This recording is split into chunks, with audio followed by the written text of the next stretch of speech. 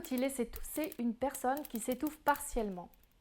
Il existe deux types d'étouffement, l'étouffement total et l'étouffement partiel. Dans le premier cas, la vie de la victime est directement menacée car l'air n'arrive plus dans les poumons. Dans le second cas, elle ne l'est pas.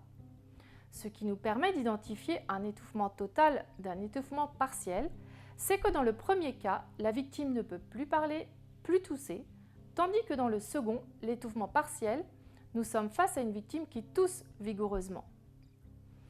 Dans la mémoire populaire, on associe l'étouffement partiel à avaler de travers.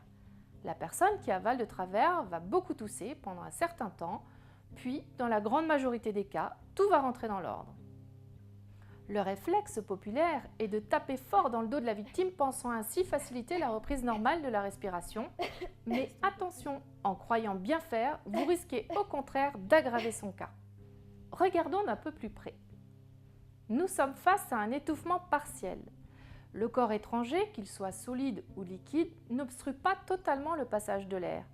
Le corps humain étant bien fait, dès que le cerveau va identifier cette obstruction partielle, il va immédiatement déclencher le réflexe de la toux. Les contractions vont alors faire remonter le corps étranger le long du conduit jusqu'à l'expulsion ou redirection vers le bon conduit.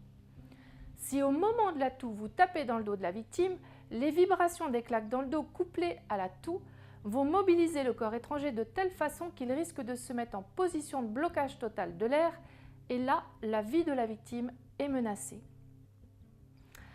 Alors, souvenez-vous, quand une personne avale de travers, laissez-la tousser et n'intervenez que si l'étouffement partiel se transforme en étouffement total.